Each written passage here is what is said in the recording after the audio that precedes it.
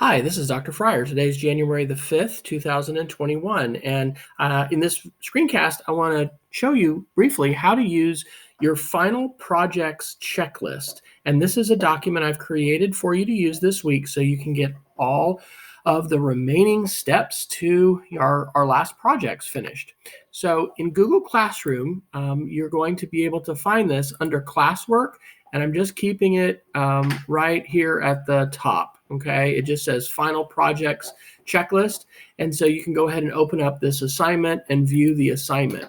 Your work, as usual, is over here on the side. And so this is a document that you're going to click and open, and you're going to start to fill this out. And so you're going to be putting in over here on the side the dates that you have completed these things. And so this is for your COCO project, and you're going to make sure that you've done these things. So let's take a look at this. I'll go back here to my Google Classroom, and I'll go back to the top, and I need to find my COCO project, and that's going to be down under the portfolio here in the dialogue project. So here is my COCO Spanish dialogue project. And I can go ahead and click on this and see my slideshow that we've been working on for the last several weeks.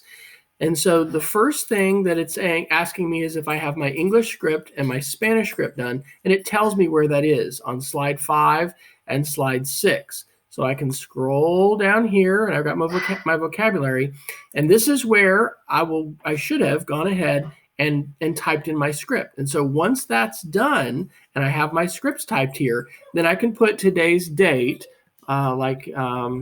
5 January, or you can say January 5, and you'll put that in to indicate that that has been done. So when you're not sure what to do on your project, this is where to come. You're going to want to come here to your final class projects checklist, okay? And you can see the next thing is on slide 7. You have the link here, and you can just kind of go down these until you get here to the bottom in the last step. Sorry, my dog is playing with this toy and he's making some noise.